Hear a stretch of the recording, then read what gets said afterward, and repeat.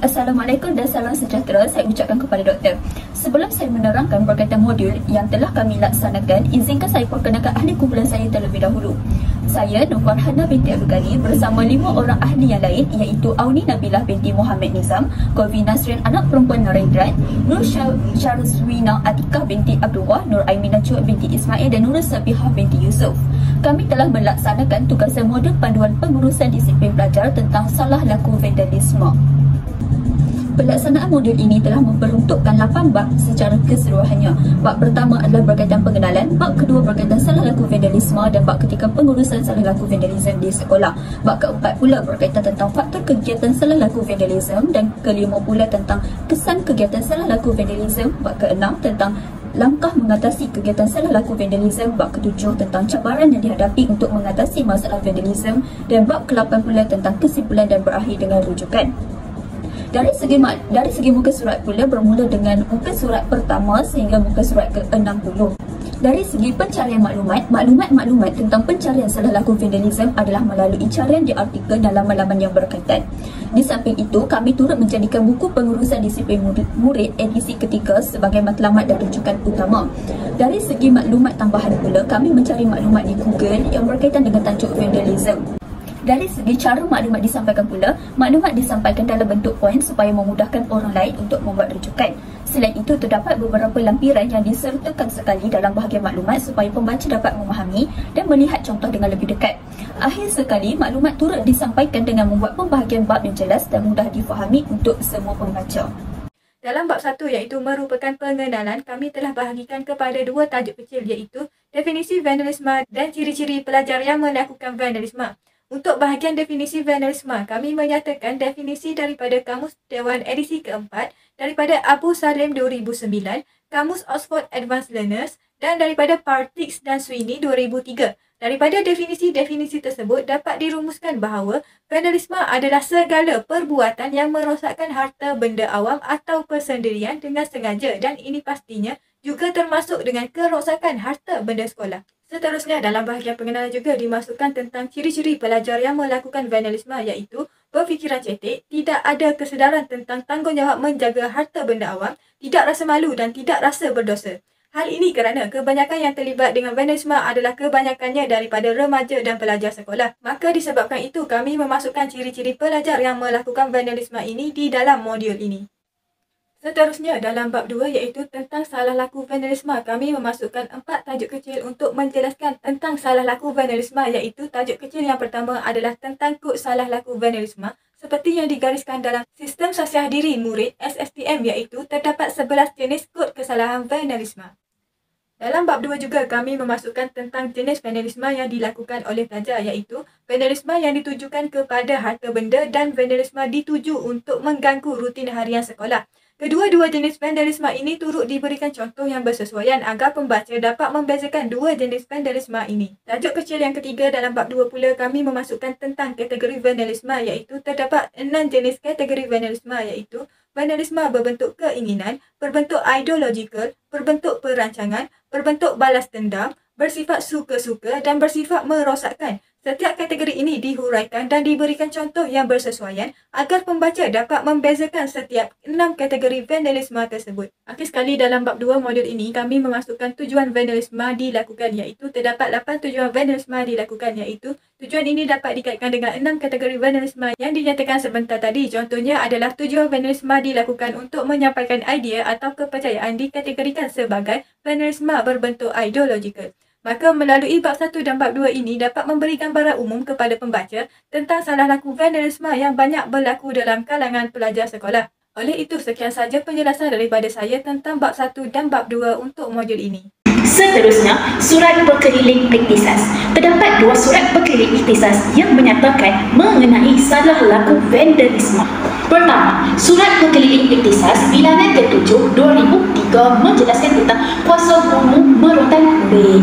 Merosakkan harta benda guru atau sekolah merupakan kesalahan berat. SPI menyatakan murid tersebut boleh dikenakan hukuman rotan. Hukuman rotan dihukum dengan dilapik pakaian menggunakan rotan ringan. Maksimal 3 kali sematan sahaja. Surat ini juga menyatakan siapakah yang boleh melaksanakan hukuman rotan. syarat hukuman rotan kepada murid-murid perempuan dan murid-murid lelaki, iaitu murid-murid perempuan tidak dibenarkan hukuman dera, manakala lelaki dibenarkan. Namun ada had-had tertentu yang perlu dipatuhi oleh guru. Rekod hukuman rotan menyatakan jenis laku, bilangan sepatan, bahagian anggota yang dirotan, nama dan tanda nangan perotan, dan saksi semasa hukuman rotan dilaksanakan yang mesti disimpan secara sulit.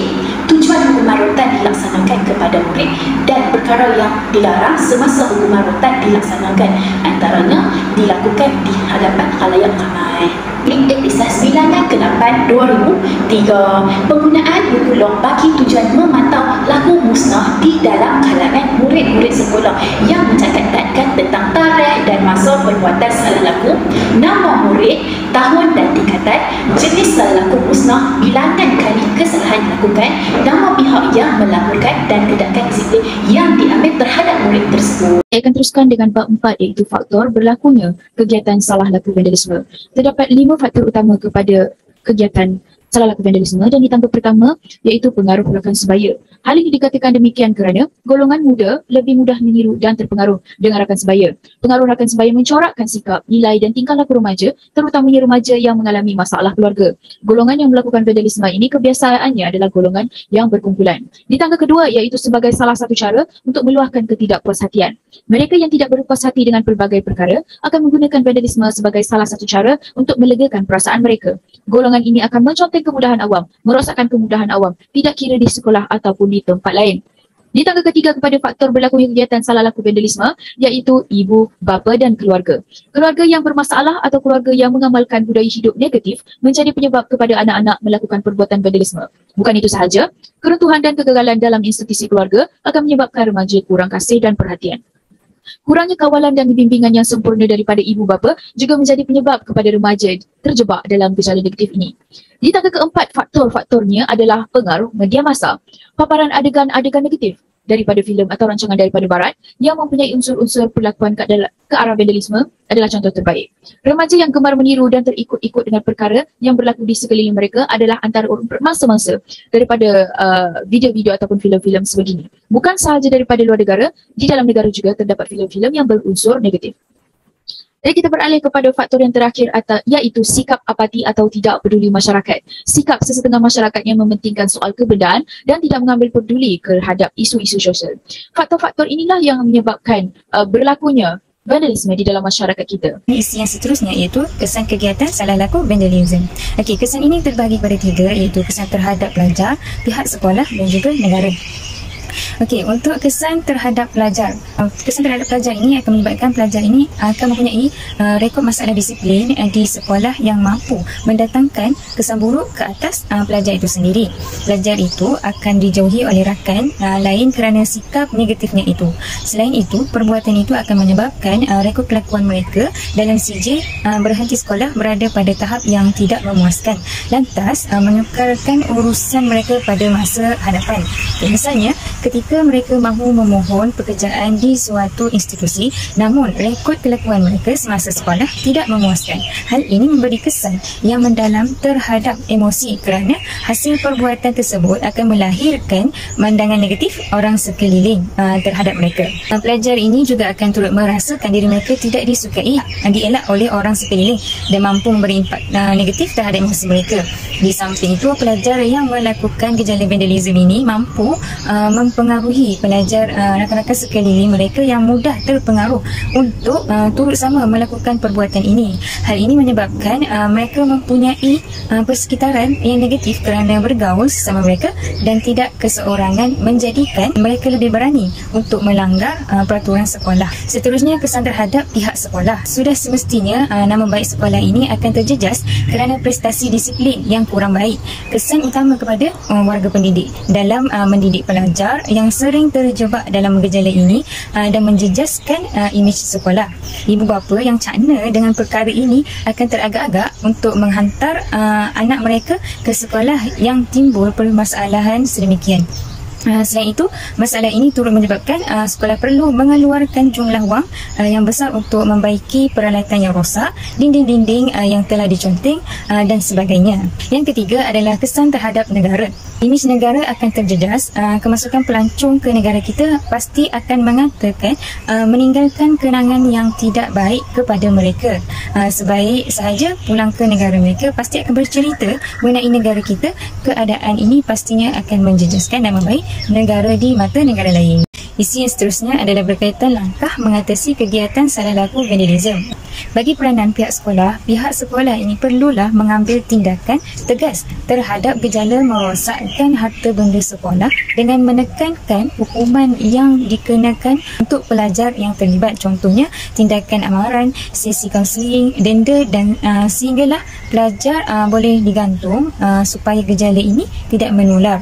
Bagi peranan ibu bapa pula adalah dengan memberi didikan agama dan nilai moral kepada anak-anak, memantau aktiviti yang dilakukan oleh anak-anak serta mengetahui latar belakang rakan-rakan anak-anak mereka, dan ibu bapa perlulah menunjukkan contoh atau persekitaran yang baik serta memberikan sepenuh perhatian kepada anak-anak mereka. Seterusnya, kerjasama masyarakat. Masyarakat perlu peka sekiranya gejala vandalisme ini berlaku secara berleluasa di kawasan perumahan mereka dan perlu diambil perhatian.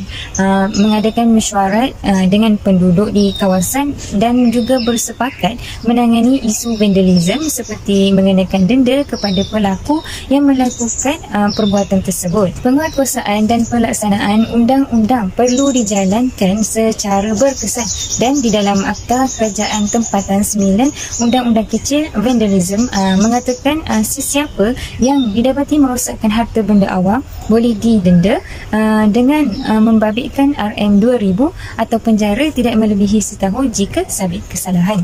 Peranan Kementerian Pelajaran pula dengan melaksanakan program-program yang dapat memberi kesedaran kepada pelajar-pelajar, memasukkan elemen membenci vandalisme dalam kurikulum sekolah. Bagi peranan media masa perlu memainkan peranan dan mempunyai pengaruh kuat dalam memberi kesedaran, memperoleh kerjasama dan juga menyampaikan maklumat tentang vandalisme dalam pelbagai bentuk rancangan yang tersiar atau yang terdapat dalam media masa, atau juga mengadakan kempen agar masyarakat memahami dan menghayati kempen harta awak milik bersama.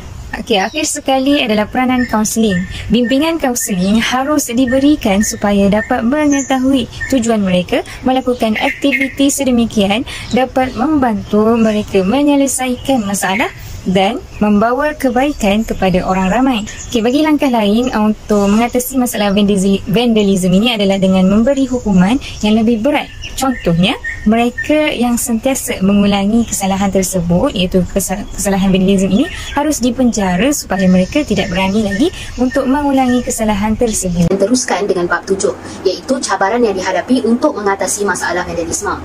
Dalam konteks ini, terdapat dua cabaran utama yang dikenal pasti dalam mengatasi masalah vandalisme. Cabaran yang pertama ialah cabaran daripada rakan sebaya. Baik, kegiatan vandalisme dilihat berlaku disebabkan oleh tekanan daripada rakan sebaya. Tekanan tersebut boleh membentuk tingkah laku yang agresif terhadap pelajar. Perkara ini berlaku disebabkan oleh pengaruh negatif daripada rakan sebaya yang mampu membentuk sasiar diri remaja yang negatif serta mengundang kemudaratan kepada diri sendiri. Golongan remaja yang mengalami fasa keakuran kepada rakan sebaya akan bertindak dengan memenuhi permintaan rakan-rakan mereka walaupun mereka tidak berniat jahat untuk berbuat demikian. Pada masa yang sama, mereka terpaksa akur dan mengikuti arahan rakan mereka agar mereka tidak disisihkan daripada kumpulan itu. Seterusnya, cabaran yang kedua dalam mengatasi masalah vandalisme ialah cabaran daripada keluarga. Seperti mana kita sedia maklum, ibu bapa merupakan individu yang terdekat dengan anak-anak dan segala kelakuan anak-anak adalah sebahagian daripada tanggungjawab ibu bapa.